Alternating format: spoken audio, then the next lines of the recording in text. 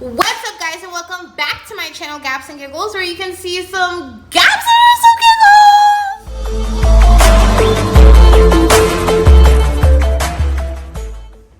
Let's talk about going no contact for your mental health, whether it's with your family, whether it's with that ex, whether it's with your friends. You need to sometimes go no contact with individuals so that you can have peace, period. Now, not everybody's stories are the same, but for me personally, I was dealing with a lot of narcissists in my life. A lot of people who felt as though the world revolved around them and tried to belittle my feelings, my emotions, my beliefs, and tried to make me feel small and tried to make me feel like I was nothing. And those type of people, I cannot no longer have them in my life because I want to grow, I want to rise, I want to be somebody that I'm proud of. I want to follow my goals, I want to follow my dreams. And if I have people around me that are belittling me, making me feel like I'm not shit, then eventually you start to believe that. And for the longest time, you guys, I had the lowest self-esteem. I didn't believe that I was anything great. I didn't believe that I was anything that was worth being in front of this camera right now. If I'm gonna be fucking for real. And today I'm really just ranting, but just let me rant. Listen, okay? Just listen, y'all, because I feel like a lot of us need to hear this, but I feel like it's really hard to detach from friends, to detach from family, to detach from people that we loved in any shape or form, whether it was platonic, or anything. It's very, very hard to detach. But the number one rule is that you have to love yourself more than you love anything on this earth, period. We have to put ourselves first. So when you are around people who are making you feel as though your ideas are just absurd. I literally had a family member tell me that I didn't have the work ethic to be a multimillionaire. I wasn't gonna make it. I wasn't gonna achieve it. And those type of people are the people that you need to really completely move out of your life, because number one, they're haters, and number two, they're wishing on your downfall. And yes, haters can literally be your own blood. Yeah, they're the biggest ones. Yeah. I've literally had family members try to fight me when my mom is on the life support machine. I've had family members leave me and my mom stranded in another state with no transportation, no way back. And I'm not saying that I'm a perfect person, but I'm saying I've never, ever done anything to be treated as fucked up as I've been treated in the past. Nothing. Except not knowing my worth, not knowing who I should and shouldn't give my energy to. A lot of the times when it comes to people who are very close to us, when it comes to family, friends, and that sort, we feel as though, we just want to keep them in our lives and we'll deal with whatever. We'll deal with all the bullshit. We'll deal with all the anxiety they give us, the depression they give us, the mental health problems that they give us. We'll deal with all of it because we're family. That's not something that I'm going to continue on and pass down to my legacy, because at the end of the day, I feel like that's very, very, very, very, very traumatizing. And just because they're friends, just because they're family, just because they seem like they love you does not mean they have your best interests at heart. And that's something that you have to learn early in this lifetime, because then you're going to be sad and feel so betrayed. You're going to be sad regardless, but then you're going to be so devastated. Oh my God, this was supposed to be my family. This is supposed to be my friends. How could they do this to me? Because at the end of the day, everybody is capable of switching on you just like that. And everybody is capable of showing their true colors if you stay around long enough. And there are people that are amazing. I have amazing friends. I have some amazing family members that are not considered, that are not, necessarily blood family, but are my family. And so I know that there are amazing people in this world, but through my past experience, I've just dealt with a lot of narcissistic people. Through life, you will be able to distinguish and differentiate who actually loves you, who actually cares about you, and who is just a user, who is just a narcissist, who is just manipulative and a disappointment to you. You will learn the difference throughout time. But a lot of the times you have to go no contact with individuals who do not see your worth and see your value and do not value your presence. Because that is all about loving yourself. Loving yourself is knowing that you put yourself at a pedestal and your presence is a present.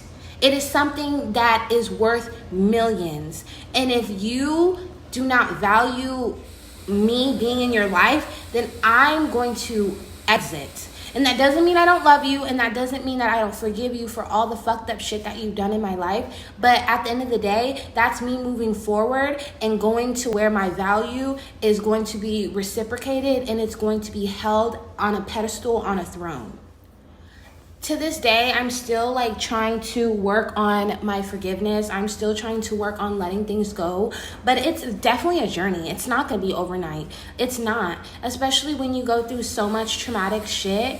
Like, it's not gonna just be an overnight process, but it's something that I'm definitely working on to this day, because I don't want to be one of those older people that are just still holding on to some shit from 20 years ago. I definitely want to release that, and I feel like, talking to others and getting my message out there is really like something that really helps me as an individual. So yeah. And another thing is that like sometimes like we as individuals have natural codependency issues, and we're like, no, like I can't leave them, like I love them, like I love my family, they just put me through shit. I love my nigga, or I love my boyfriend, but he puts me through shit. Like, at the end of the day, if somebody is putting you through shit and you're dealing with it, that shows more about you than it shows about them.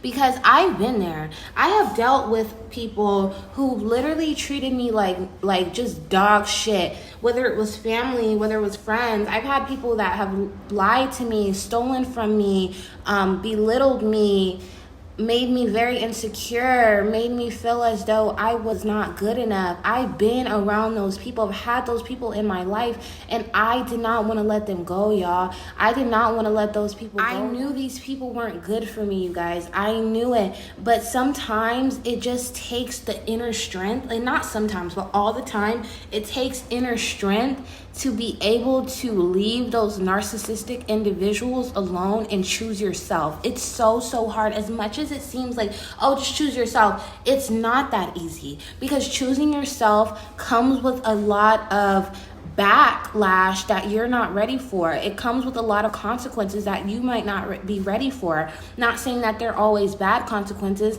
but in some situations, choosing yourself might mean that now you need to find somewhere else to live. Choosing yourself might mean now you have to be alone for some time. It's not always easy to choose yourself, but I feel as though it's well worth it in the end, because you're ultimately looking out for what's best for you, what is going to work for you.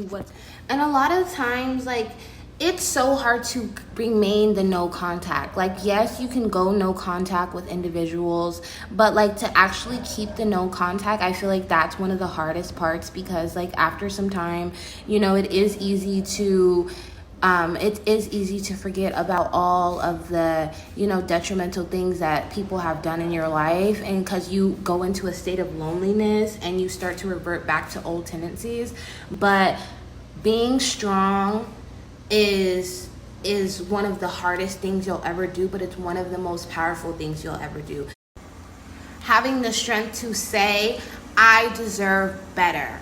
I deserve better than this fucked up family. I deserve better than this fucked up relationship. I deserve better than this fucked up friendship. Whatever it is, I deserve better. Period. And once you say to yourself that you deserve better, that's all you needed to do. So overall, you guys, it's just about really like having self-love. Like, self-love is the root of everything. Once you love yourself, you're going to take care of yourself better. You're going to have a different circle around you. You're going to have a different lifestyle. You're going to create the lifestyle of your dreams, because you love yourself enough to know that you deserve everything that you set your mind out to be. You deserve it. Once you know deep down that you deserve it, then you're going to achieve that. And that's why sometimes it's so important even though nobody wants to cut off their loved ones. Nobody wants to go no contact with individuals in their life that ultimately, at one point in time were good to them. You know what I mean? At one point in time, they were good to you. At one point in time, things were good. But how can you grow in a place that you got sick? No, seriously. Like, how can you grow? How can you become like the person of your dreams when you are now insecure because this person is making you feel like you're not shit? How can you love yourself? And then ultimately, y'all, I put too much concealer, but we're gonna get this together. But like ultimately that makes you feel so powerless, being attached to people who do not see your worth. Why the fuck are you around people who do not see your worth? Why? Does that make sense? Does that make sense? Because you love them? Because they're your family? Because we're besties? No, babes. No, absolutely not. Absolutely not. None of that is a legitimate excuse for why you should be around people who are just complete and utter just toxic to you. And you know who's toxic to you. You know who makes you feel uplifted and who makes you feel like you're just in hell. You know. Nobody has to tell you. Nobody has to say, this is how you know that you're around people that are toxic. You know who's toxic to you, whether you want to admit it or not. You know. It's just the hardest part is removing yourself from the toxicity. The hardest part is actually getting the strength to say, I'm not dealing with this, and to stand on that shit. So trust me, guys, as somebody who literally cut off like 90% of their family and packed my shit and went to another state, you're gonna be okay. You're gonna be okay. Like, I'm thriving. Like, this is the best I've ever done. And yes, I have times where like I feel very lonely and I feel like, damn, like I wish I did have family. I know that that's coming. I know that I'm gonna be blessed with that because I have shown my worth.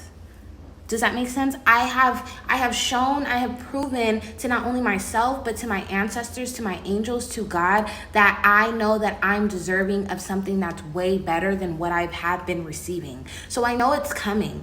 And that's where faith kicks in. That's where you have to have your faith. You have to, remain strong onto your faith because, that's what's really going to help you get through the times where you're in doubt. Like, a lot of the times, like, it is easy to be like, oh, well, maybe like I made the wrong decision and maybe I'll just go back. There's no going back, babe. There's no going back. Once you make a decision, stand on it. And I know it's so much easier said than done. So much easier said than done. But like, it's something, it's a food for thought. Like, it's a perspective that can really change your life. And not saying that you have to go no contact with people forever, but until you feel as though it works for you. You know what I mean? Like, and as I'm saying this, I'm taking my own advice. Like, it's very, very hard to have such amazing memories with a person that you'll never speak to again. Like, it's very, very, very hard. Very hard. Unless you have, like, children with them or anything in that sort. And of course, like, for family and stuff, like, you'll probably, like, still talk to them maybe, like, even in, like, 20 years or so. But, like, just to have them in your life now, like, I just feel like it's not healthy if you don't feel it's healthy. And you know what's best for you. And you know what is going to help you grow and what's going to keep you stagnant. You know, and that's why I suggest that everybody tap in to their inner self, to their inner knowing, and to their intuition. We all have an intuition. We all have that little voice within our head, and mine told me, pack your shit, move to another state, and focus on you and your growth. My voice told me, stop being around broken, damaged souls that refuse to heal and that are ultimately bleeding their open wounds on you. You can't be around that if you want to grow, if you want to evolve, if you want to be something greater, especially because I am an empath. I'm not going to keep on picking up on a whole bunch of trauma and expecting my life to just blossom. I can't heal where I have got sick. I can't. And I made that decision because I love myself more, and I hope that everybody else can feel that same way. So ultimately, guys, I'm not saying it's nowhere near easy. Like, going no contact with a lot of people has been some of the hardest times of my life. But it's also made me feel the strongest. And it's also made me feel the most capable. And I don't regret anything, and I wouldn't change a thing. But thank you guys so much for watching, and see you next time. Bye.